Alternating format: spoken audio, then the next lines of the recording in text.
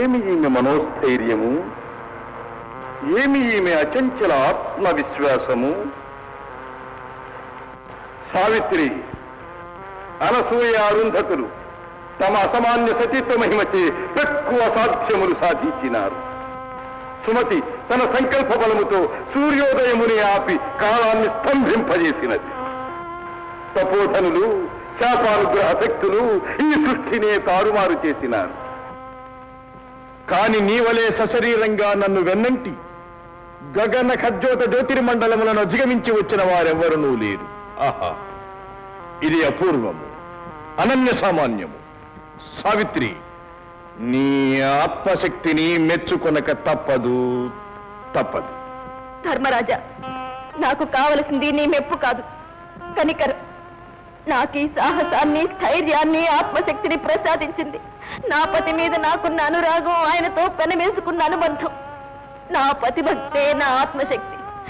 నా మనసే కాదు, తనువు కూడా ఒక్క క్షణకాలం ఆయన్ని విడిచి ఉండదనే సత్యాన్ని నువ్వు గ్రహిస్తే. గ్రహించినానమ్మా, గ్రహించినాను. నీ ఆవేదనను అర్థము చేసుకున్నాను. కనుకనే నీకు కనబడుతున్నాను, నిలబడి నీతో మాట్లాడుతున్నాను. పితృపతి, నాకు తెలుసు నీవు ధర్మబద్ధుడవే కాని దయారహితుడవు కావు. కాదు సావిత్రి, కాదు. నేను దయారహితుడను. నిష్ఠుర ధర్మ నిర్వహణలో దయకు స్థానము లేదు. అది అసంభవం ధర్మరాజా. దయారహితమైనది ధర్మం ఎలా అవుతుంది?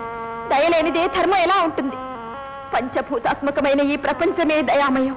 అయాచితంగా పుష్పించి ఫలించే భూమి, అదను తెలిసి కురిసే వర్షం, జీవశక్తిని ప్రసాదించే వెలుగు, సర్వజీవనాధారమైన వాయువు, అన్నిటినీ తనలో నింపుకొని తానేది కాకుండా నిలిచే శూన్యం, అన్ని దయాస్వరూపాలే. ఈ దయను సకల జీవరాశులు సక్రమంగా వినియోగించేదే ధర్మం. దయలేని నాడు ధర్మంతో అవసరం లేదు. దయ కన్నైతే ధర్మం కనురెప్ప. కన్ను పొడిచి రెప్పను కాపాడడంలో అర్థమే ఉంది.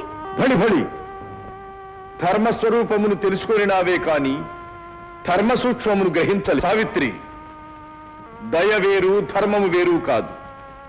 క్రమబద్ధమైన దయయే ధర్మము. ధర్మము అతిక్రమించనిదే దయ. వ్యక్తిగతమైన దయ స్వార్థమవుతుంది. విశ్వజనీనమైన దయ ధర్మమవుతుంది. నేను కాపాడవలసినది ఆ ధర్మాన్ని, చూపవలసినది ఆ దయను. ఆ దయకు నిరాల్ని కాదగనా? ఆ ధర్మం నాకు వర్తించదా? ఆ దయను, ఆ ధర్మాన్ని నాకు పతిభిక్ష ప్రసాదించమని, పసుపు కుంకుమ సౌభాగ్యాన్ని కలిగించమని కోరుతున్నాను. నీ కోరిక అక్రమం. నిర్ణీత నియమబద్ధముగా సక్రమముగా సాగే సృష్టి నీ కోసమై వక్రించవు. వెళ్ళు, వెనుదిరిగి వెళ్ళు. వెళ్ళను, వెళ్ళలేను.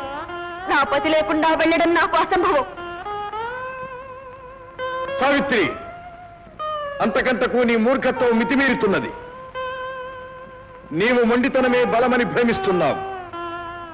ఇక నన్ను అనుసరించినావో నా అనుగ్రహానికి కాదు, ఆగ్రహానికే గురవుతావు. వెళ్ళు. పతి లేకుండా బ్రతకడం కన్నా నీ ఆగ్రహంలో భస్మమైపోవడమే నాకు ఆనందం. అతి బల, నేను అబలను, ఆర్తను, అనాథను, ఆశ్రితను. నా మీద నీ ఆగ్రహము వద్దు తండ్రి.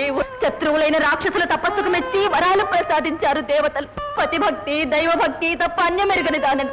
స్త్రీకి సర్వస్వమైన మాంగళ్య సౌభాగ్యం తప్ప నేను వేరే కోరడం లేదే. నా కోరిక చెల్లిస్తే ప్రకృతి తారుమారైపోతుందా? ప్రళయం సంభవిస్తుందా? క్షమ, నా మొర ఆలకించు. నా నసులు తిలకం దిద్ది నన్ను ఆశీర్వదించు. సుమంగళిగా నా బ్రతుకు దరి చేర్చు.